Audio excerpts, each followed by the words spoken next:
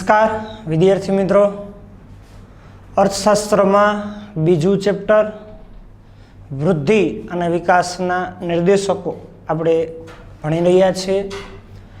एमां पहला 4 प्रश्न आपणे पूर्ण कर्या। फरीथी एक वखत तमने याद करावुं छुं। पहलो प्रश्न आर्थिक वृद्धिनो अर्थ अने एनी मर्यादा। बीजो प्रश्न आर्थिक विकासनो अर्थ, एना लक्षणों, एनी मर्यादा आपणे जोई। त्रीजो प्रश्न वृद्धि अने विकास वच्चेनो तफावत आपणे जोयो। अने लास्ट लेक्चर में आपणे आर्थिक विकासना निर्देशकों, एमां 4 निर्देशकोना आपणे नाम जोया हता। अने एमांथी पहेलो निर्देशक राष्ट्रीय आवकनो वृद्धि दर, जेनी आपणे समजूती जोईती। हवे बीजो निर्देशक माथादीठ आवकना वृद्धि दर अने एनी मर्यादाओनो आ लेक्चरनी अंदर आपणे अभ्यास करवानो छे। हवे विद्यार्थी मित्रों, राष्ट्रीय आवक अने माथादीठ आवक बंने बाबतो विषे 11मा धोरणथी आपणे अभ्यास करता आवीए छीए। कदाच 10मा धोरणमां पण माथादीठ आवकना अर्थ विषेनी आपणे समजूतीओ जोई छे। तो सौ प्रथम फरीथी एकवार आपणे माथादीठ आवकनो अर्थ अने एनुं सूत्र जोई लईए। माथादीठ आवक एटले शुं? तो के देशनी कुल राष्ट्रीय आवकने देशनी कुल वस्ती वडे भागता जे सरेराश आवक अथवा सरेराश आंक प्राप्त थाय छे तेने देशनी माथादीठ आवक कहे छे। फरीथी देशनी कुल राष्ट्रीय आवक ने राष्ट्रीय आवक आगला लेक्चरनी अंदर आपणे भण्या हता। फरीथी तमने याद करावुं के वर्ष दरमियान देश में उत्पादनना साधनों द्वारा उत्पादित थयेल अंतिम स्वरूपनी के जे प्रत्यक्ष वपराश में लई शकाती होय एवी तमाम वस्तुओं के सेवाओनुं नाणाकीय मूल्य एटले देशनी राष्ट्रीय आवक।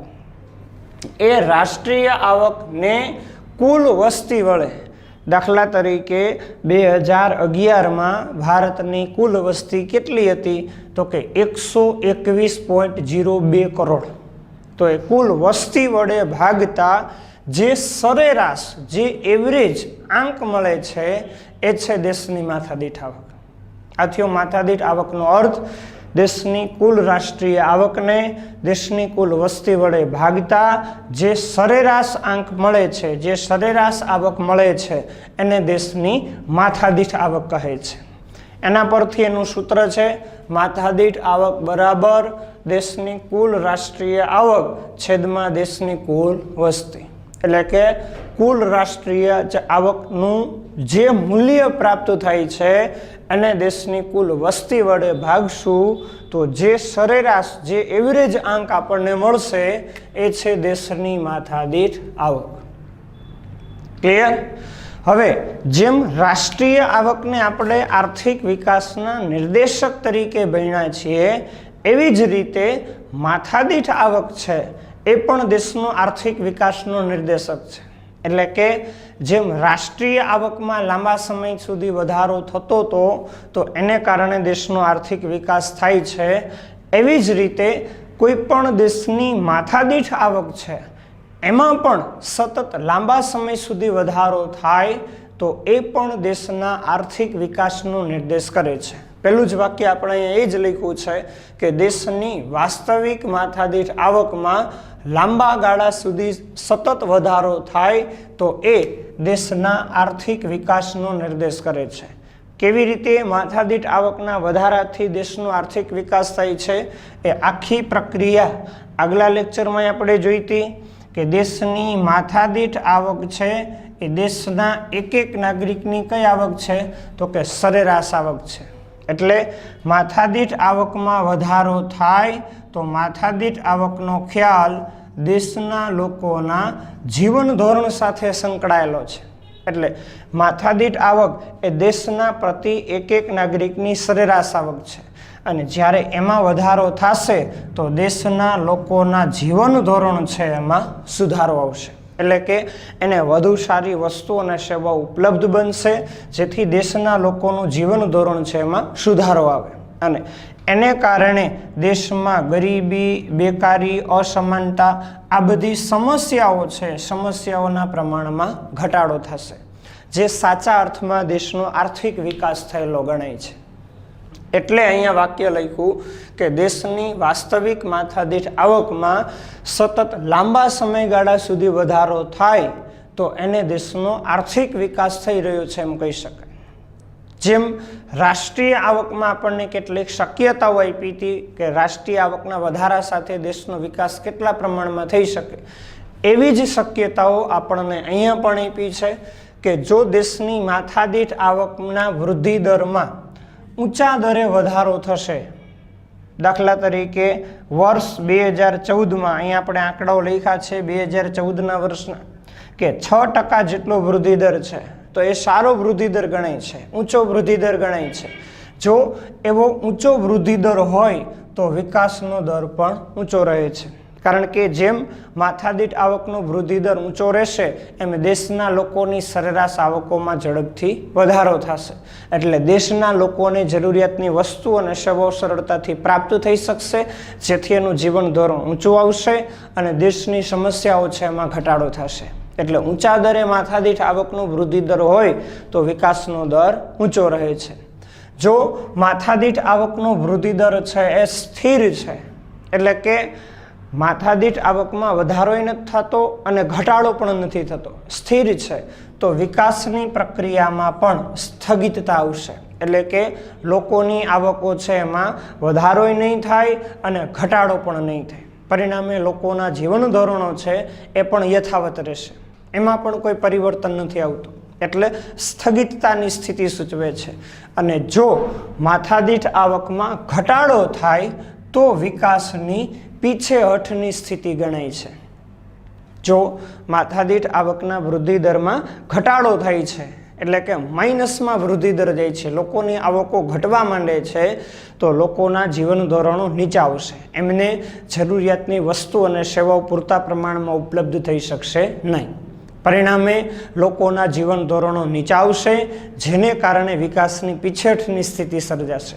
તો અહીંયા માથાદીઠ આવકના વધારા સાથેની આર્થિક વિકાસની આ 3 શક્યતાઓ આપણને આપી છે.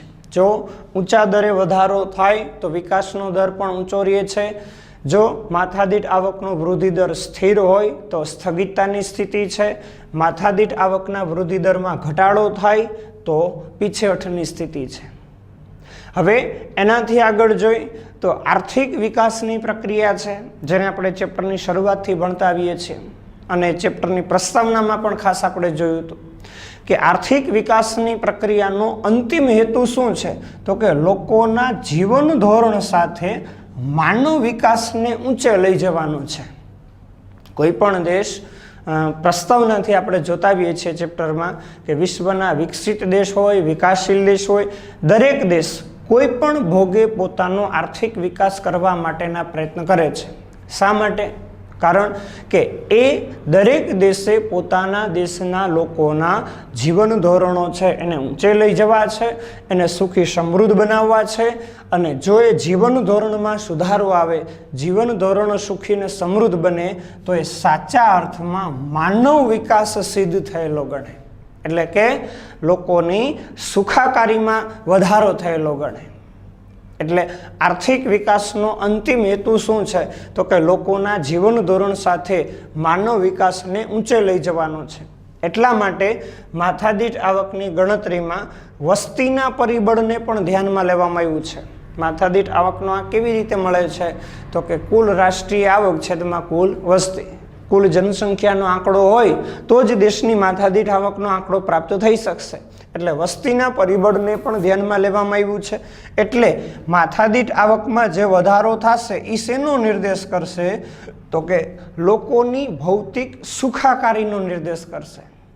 એટલે કે જેમ માથાદીઠ આવક દેશની વધતી જશે એમ એ બાબતનો નિર્દેશ કરે છે કે દેશના લોકોને વધુ સારા ભૌતિક સંસાધનો ઉપલબ્ધ બન્યા છે.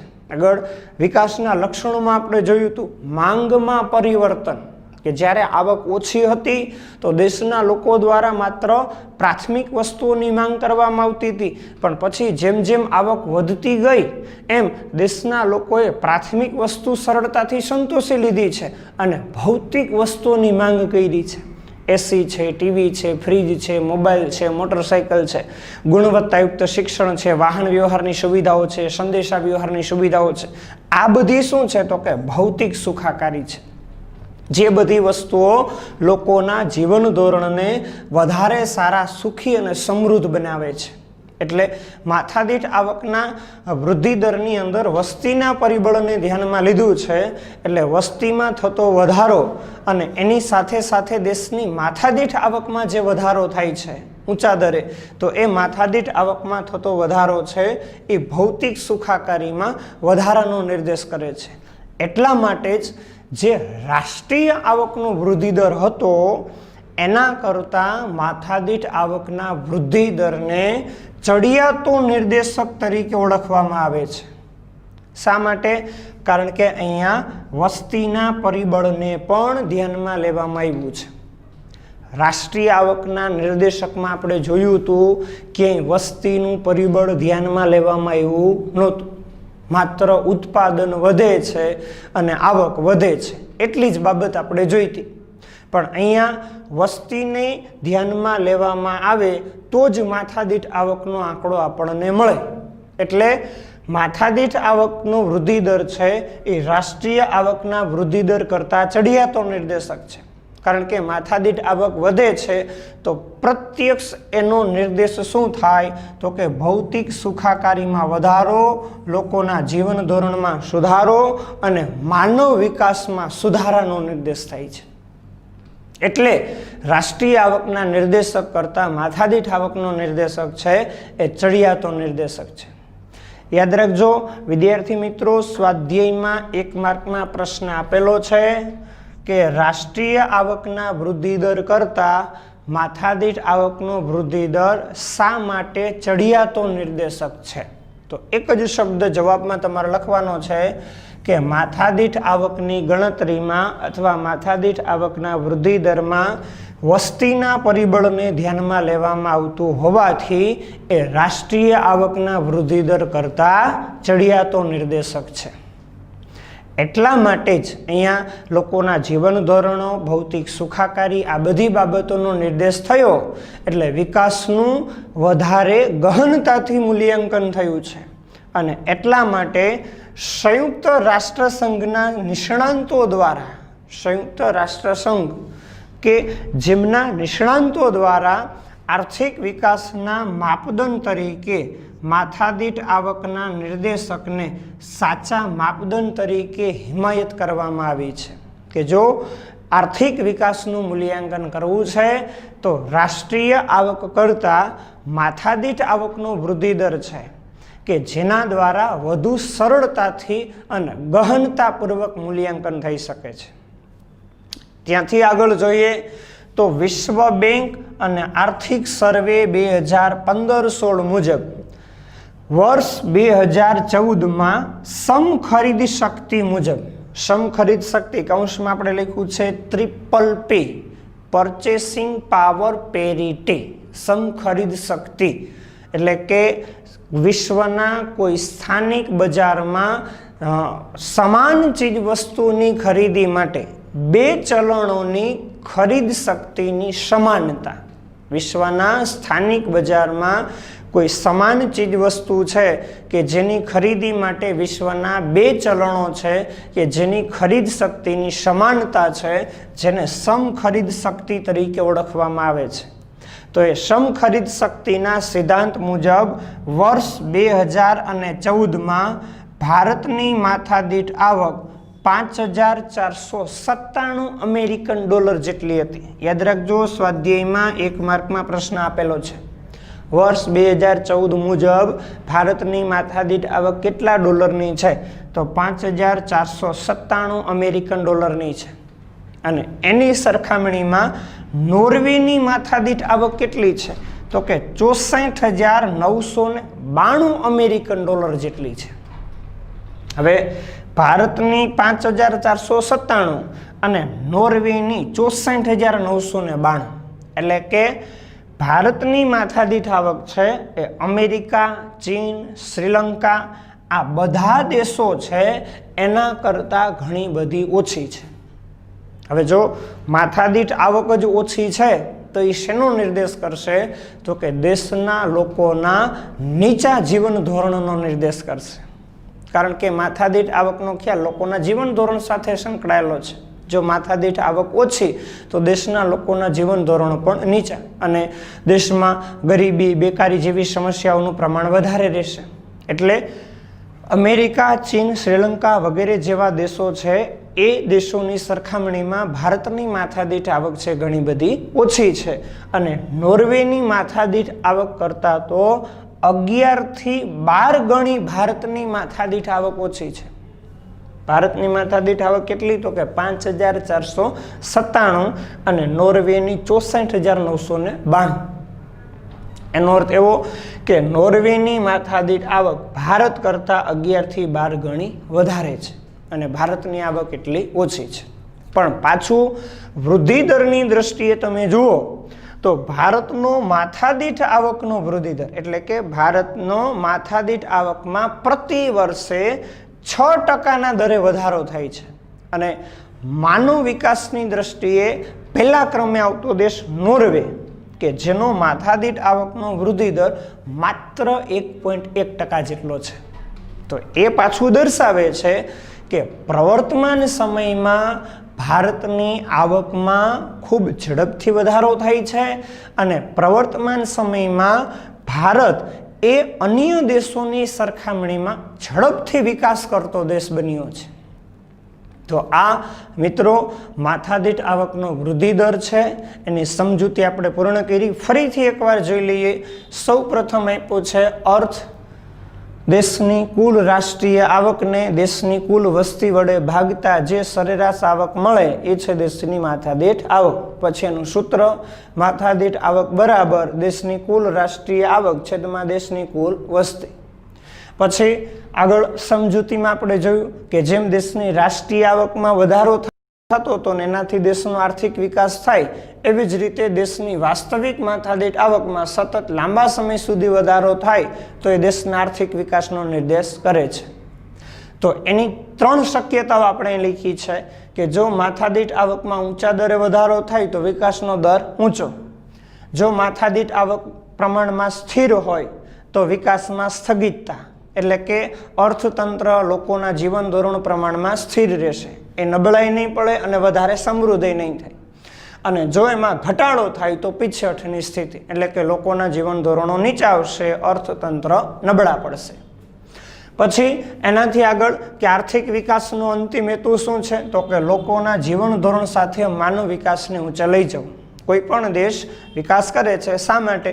તો કે એ દેશના લોકોના જીવન ધોરણો સુધરે, લોકોની સુખાકારીમાં વધારો થાય એવો ઉદ્દેશ હોય છે. એટલે લોકોના જીવન ધોરણ સાથે માનવ વિકાસને ઊંચે લઈ જવાનો ઉદ્દેશ છે. એટલે માથાદીઠ આવકની ગણતરીમાં વસ્તીના પરિબળને ધ્યાનમાં લીધું છે. એટલે એ શેનો નિર્દેશ કરશે?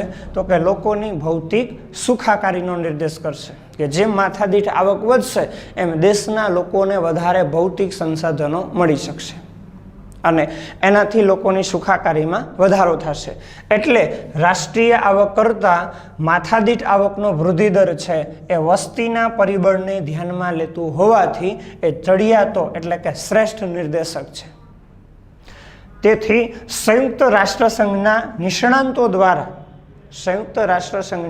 નિષ્ણાંતો દ્વારા માથાદીઠ આવકના વૃદ્ધિ દરને સાચા માપદંડ તરીકે સ્વીકારવાની હિમાયત કરી છે કે જો દેશના વિકાસનું મૂલ્યાંકન કરવું છે તો વધારે સચોટતાપૂર્વક માથાદીઠ આવકના વૃદ્ધિ દર દ્વારા થઈ શકે છે. પછી એમના આંકડાઓ જોયા આપણે કે વિશ્વ બેંક અને આર્થિક સર્વે 2015-16 મુજબ વર્ષ 2014માં સમખરીદ શક્તિના સિદ્ધાંત મુજબ, ફરીથી એકવાર કહી દઉં, સમખરીદ શક્તિ એટલે શું? 1 માર્કમાં પ્રશ્ન છે. તો કે વિશ્વના સ્થાનિક બજારમાં કોઈ ચીજ વસ્તુની ખરીદી માટે 2 ચલણોની ખરીદવાની સમાનતા બરાબર. તો એ ખરીદ શક્તિ છે જેને સમ ખરીદ શક્તિ તરીકે ઓળખવામાં આવે, PPP, પરચેસિંગ પાવર પેરિટી. બરાબર. તો એ સમ ખરીદ શક્તિ મુજબ ભારતની માથાદીઠ આવક કેટલી? 1 માર્કમાં ખાસ યાદ રાખજો, $5,497 અમેરિકન ડોલર, જે અમેરિકા, ચીન, શ્રીલંકા વગેરે જેવા દેશો કરતાં ઘણી ઓછી છે. પછી નોર્વેની આવક કેટલી છે? તો કે 64,992 અમેરિકન ડોલર, જે ભારત કરતાં 11 થી 12 ગણી વધારે છે.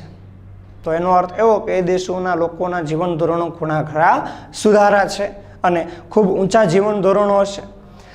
પછી વૃદ્ધિદરની દ્રષ્ટિએ જોઈએ તો ભારતનો માથાદીઠ આવકનો વૃદ્ધિદર 6% જેટલો છે અને નોર્વેનો વૃદ્ધિદર માત્ર 1.1% જેટલો છે. તો એ પાછું એવું દર્શાવે છે કે વર્તમાન સમયમાં આ આંકડા મુજબ, વૃદ્ધિદર મુજબ એ દેશો કરતાં ભારતની આવકમાં વિશેષ પ્રમાણમાં વધારો થાય છે. એટલે ઝડપથી ભારતના લોકોના જીવન ધોરણોમાં સુધારો થઈ રહ્યો છે. આ છે માથાદીઠ આવકના વૃદ્ધિદરની સમજૂતી. હવે આપણે ભણવાનું છે માથાદીઠ આવકના વૃદ્ધિદરની મર્યાદાઓ શું છે. જેમ આપણે રાષ્ટ્રીય આવકની મર્યાદાઓ જોઈ હતી, એવી જ રીતે માથાદીઠ આવકના વૃદ્ધિદરની પણ મર્યાદાઓ છે. અને એની મર્યાદાઓ કેટલી છે? તો કે 4 મર્યાદા છે. એ 4 મર્યાદાને યાદ રાખવા માટે આપણે સૂત્ર બનાવ્યું છે મા, રા, મા, મુ. મા એટલે માત્ર અંદાજો, રા એટલે રાષ્ટ્રીય આવક અને માથાદીઠ આવકની ગણતરીની મુશ્કેલી, પાછું મા એટલે માથાદીઠ આવક માત્ર સરેરાશ દર્શાવે છે, અને મુ એટલે સરખામણીની મુશ્કેલી. 4 મર્યાદાઓ છે. ફરીથી જુઓ, માત્ર અંદાજો, રાષ્ટ્રીય આવક અને માથાદીઠ આવકની ગણતરીની મુશ્કેલી, માથાદીઠ આવક માત્ર સરેરાશ દર્શાવે છે અને સરખામણીની મુશ્કેલી. તો જોઈએ આપણે માથાદીઠ આવકના વૃદ્ધિ દરની મર્યાદાઓ શું છે. શા માટે એવી કઈ બાબતો છે કે જેને કારણે માથાદીઠ આવકના વૃદ્ધિ દરને પણ આર્થિક વિકાસનો સચોટ નિર્દેશક કહી શકાતો નથી. જો મુદ્દા નંબર 1, માત્ર અંદાજો. હમણાં પ્રશ્નની શરૂઆતની અંદર આપણે જોયું કે માથાદીઠ આવકનો આંકડો જાણવા માટે, મેળવવા માટે આપણે 2 આંક હોવા જરૂરી છે. ક્યાં ક્યાં? તો કે એક દેશની રાષ્ટ્રીય આવક અને બીજું દેશની કુલ વસ્તી. તો રાષ્ટ્રીય આવક છે એની ગણતરી આપણે દર વર્ષે થઈ શકે છે, કારણ કે પ્રતિ વર્ષે દેશનું જે ઉત્પાદન છે, ઉત્પાદન થતું રહે છે અને એ ઉત્પાદનનું નાણાકીય મૂલ્ય છે તપાસવામાં આવે છે. તો એનો અર્થ એવો કે દેશની રાષ્ટ્રીય આવકને પ્રતિ વર્ષે આપણે જાણી શકીએ છીએ. પણ વસ્તી ગણતરી કેટલા વર્ષે થાય છે? તો કે વસ્તી ગણતરી છે એ ભારતમાં દર 10 વર્ષે થાય છે. કેટલા વર્ષે થાય છે? તો કે દર 10 વર્ષે થાય છે. તો વચ્ચેના વર્ષોની અંદર વસ્તીના સચોટ આંકડાઓ આપણને પ્રાપ્ત થઈ શકતા નથી. હમણાં આપણે અહીંયા લખ્યું કે 2014માં ભારતની માથાદીઠ આવક 5,497 અમેરિકન ડોલર હતી, પણ 2014માં વસ્તી ગણતરી તો થઈ નથી. છેલ્લી વસ્તી ગણતરી ક્યારે થઈ હતી? તો કે 2011માં 121.02 કરોડ ભારતની કુલ જનસંખ્યા હતી. તો 2014ની અંદર વસ્તીનો આંકડો મૂક્યો કેવી રીતે હશે? તો કે માત્ર અંદાજો દ્વારા. અને જ્યારે વસ્તીના આંકડાઓને અંદાજિત મૂકવામાં આવતા હોય તો માથાદીઠ આવકનો આંકડો સચોટ આપણને મળી શકતો નથી. એટલે પહેલી મર્યાદા એ છે કે માથાદીઠ આવકનો આંક છે એ માત્ર અંદાજિત આપણને પ્રાપ્ત થાય છે, સચોટ આંક આપણને પ્રાપ્ત થઈ શકતો નથી. બીજી મર્યાદા, રાષ્ટ્રીય આવક અને માથાદીઠ આવકની ગણતરીની મુશ્કેલી. હવે એમાં શું મુશ્કેલી છે? તો અગાઉ આપણે વાત કરી હતી કે રાષ્ટ્રીય આવક અને માથાદીઠ આવકની ગણતરી 2 ભાવે કરવામાં આવે છે, 2 વર્ષો દરમિયાન કરવામાં આવે છે, ચાલુ ભાવે અને સ્થિર ભાવે. હવે જો ચાલુ ભાવે એની ગણતરી કરવામાં આવે સ્થિર ભાવે ગણતરી કરવામાં આવે તો કયા વર્ષ દરમિયાન ગણતરી થાય છે? તો કે આધાર વર્ષ દરમિયાન. પણ બધા વર્ષ આધાર વર્ષ હોતા નથી. એટલે ચાલુ ભાવે ગણતરી કરવામાં આવે છે, પણ ચાલુ ભાવે પ્રશ્ન એ ઊભો થાય છે કે વસ્તુ સેવાની કિંમતો છે એ સ્થિર રહેતી નથી. કાં તો ઓછી કિંમતો હશે, કાં તો વધુ કિંમતો હશે. અને જો ઓછી કે વધુ કિંમતો હોય તો સાચું મૂલ્ય પ્રાપ્ત થઈ શકતું નથી. માની લઈ કે આપણે વર્ષ 2019માં જેટલું ઉત્પાદન દેશનું થયું છે, બરોબર, જેટલું દેશનું ઉત્પાદન થયું છે એટલું જ ઉત્પાદન વર્ષ 2018માં થયું હતું. બરોબર, એટલું જ ઉત્પાદન વર્ષ 2018માં થયું હતું. 2 વર્ષના ઉત્પાદનો સરખા છે, પણ જે ઉત્પાદન થયા છે એ વસ્તુ સેવાની કિંમતો છે એમાં ફેરફાર છે. વર્ષ 2018માં વસ્તુ સેવાની કિંમતો માની લે કે ઓછી હતી અને વર્ષ 2019ની અંદર એમાં વધારો થયો છે. તો 2 વર્ષ દરમિયાન રાષ્ટ્રીય આવકનું મૂલ્ય છે એ સાચું મળી શકવાનું નથી. કારણ કે આ વર્ષમાં કિંમતો ઓછી હતી અને આ વર્ષમાં કિંમતો વધી ગઈ છે. 18માં ઓછી હતી અને 19માં વધી ગઈ છે. ઉત્પાદન તો સરખું જ રહ્યું છે, એટલે સાચું મૂલ્ય મળી શકવાનું નથી. અને આધાર વર્ષ દરમિયાન ગણતરી કરવામાં આવે તો બધા વર્ષ આધાર વર્ષ હોતા નથી. એટલે કે દરેક વર્ષ દરમિયાન વસ્તુ સેવાની કિંમતો છે પ્રમાણમાં સ્થિર રહી શકતી નથી. એટલે કયા વર્ષ દરમિયાન ગણતરી કરવી એ પણ મુશ્કેલી છે.